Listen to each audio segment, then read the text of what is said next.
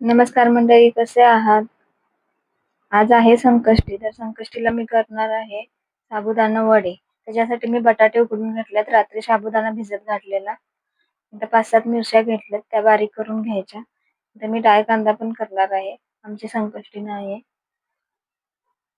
आता मिक्सरला मी फिरवून घेते 2 वेळा. बारीक करून घ्यायचं वाटण. आणि इथं मी बटाटे काढून घेतले, ते गार करून घेतले. सालं काढून घ्यायची बटाट्याची. साबुदाण्यामध्ये आता कूट टाकून घ्यायचंय शेंगदाण्याचं. आपल्याला किती अंदाजानं टाकायचं, 5-6 चमचे मी इथं टाकलेले. थोडं अजून पण परत लागलं म्हणून मी टाकले परत. 2 बटाटू घ्यायचे, कुस्करून घ्यायचे त्याच्यामध्ये. नंतर हिरवं वाटण आपण नुसतं मिरच्याचं केलेलं ते घालायचंय त्याच्यामध्ये. तुम्ही उपवासाला काय करता हे मला कमेंट करून सांगा. त्याच्यामध्ये मीठ पण टाकले, चवीनुसार मीठ टाकायचंय. आणि हे सगळं आता एकत्र कुस्करून घ्यायचंय. चांगलं मिसळून घ्यायचं आपण पीठ. हे बघा, असा गोळा पण तयार झाला पाहिजे. चांगले खुसखुशीत होतात. तर तोपर्यंत इथं मी पीठ जरा वेळ भिजायला ठेवलंय. आता तोपर्यंत इथं मी डाळ कांदा करून घेते. त्याच्यासाठी कांदा, टोमॅटो आणि कोथिंबीर घेतली. ही कापून घेते मी. कांदा, टोमॅटो आणि कोथिंबीर. आता इथे एक पातेलं ठेवायचं. पातेल्यामध्ये तेल 2 चमचे टाकायचं. त्याच्यामध्ये जिरं, मोहरी आणि कांदा भाजून घ्यायचा पहिले चांगला मीठ टाकून. मीठ टाकल्यानंतर लगेच कांदा भाजतो 5 मिनिटात. तेल टाकून घेतलं. तुम्हाला आमच्या व्हिडिओ आवडत असतील तर नक्की लाईक करा, शेअर करा, कमेंट करा आणि बेल आयकॉनला दाबायला विसरू नका. हे बघा, जिरं मोहरी टाकलंय. इथं कांदा पण मी टाकून घेतलाय. आता इथं मीठ टाकून घेते म्हणजे कांदा चांगला भाजेल. कांदा चांगला भाजल्यानंतर टोमॅटो वगैरे टाकून घ्यायचं. चवीनुसारच मीठ टाकायचं. कमी पडलं तरी चालेल, पण जास्त नाही टाकायचं. कमी पडल्यानंतर टाकता येतो वरून आपल्याला. इथं कांदा भाजलाय माझा आता. टोमॅटो मी टाकून घेते. कोथिंबीर पण मी बारीक चिरून घेतलेली. आता इथे टोमॅटो पण जरा 2 मिनिटासाठी भाजायचा. तुम्हाला आमचे व्हिडिओ आवडत असतील तर नक्की लाईक करा, शेअर करा, कमेंट करा. इथे धना पावडर टाकलेली आहे.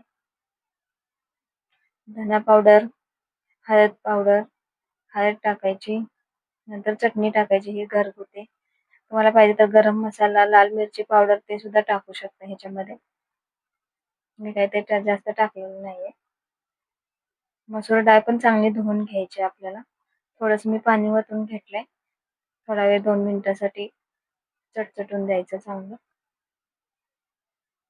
नंतर मी इथं मसूर डाळ 2 वेळा धुवून घेतलेली आहे. आता ती पण आपण आता मसाला भाजून झालेला आहे. त्याच्यामध्ये मसूर डाळ टाकून घ्यायची आहे. हे बघा.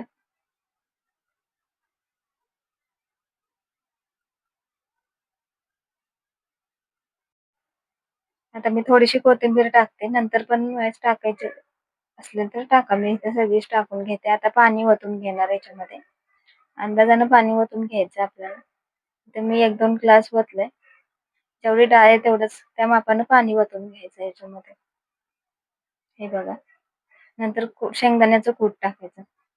मेन आहे ते शेंगदाण्याचं कुटानं चांगली आमटी लागते. बघा 3 चमचे टाकले मी. 3-4 चमचे टाकून घ्यायचं, चांगलं होतं कालवण. इथं आता शिजवायचं चांगलं आमटी. डाळ चांगली शिजली की एकदम मस्त डाळ कांदा इथं आपला मसूरचा तयार झालेला आहे.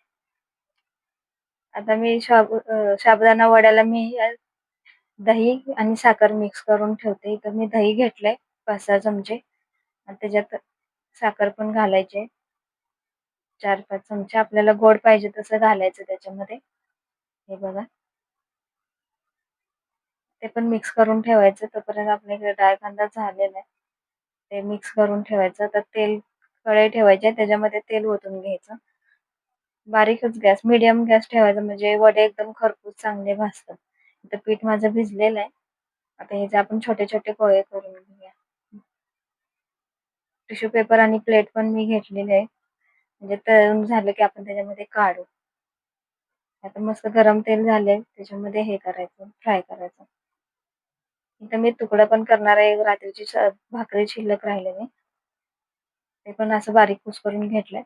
ते पण कसं बनवायचं सांगते आता. त्याच्यामध्ये थोडंसं तेल, एक कांदा मी चिरून घेतलाय, जिरं टाकायचे, चटणी, नंतर कांदा भाजून घ्यायचाय आपण.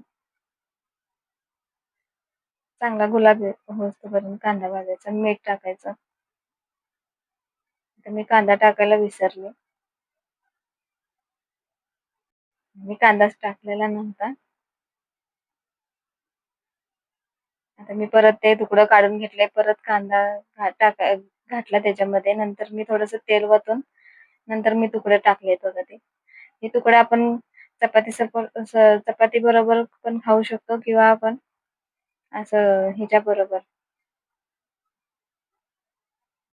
भाकरीचा तुकडा आपण दह्याबरोबर दही टाकायचं थोडंसं आणि खायचं. चांगलं लागतं. आता इथं मी वडे परत ठेवलेत. त्या गॅसवर मी जरासं तुकडं 5 मिनिटासाठी गरम करायला ठेवलेत परतायला. आता इथं माझे 3 वडे तळून झाले ते.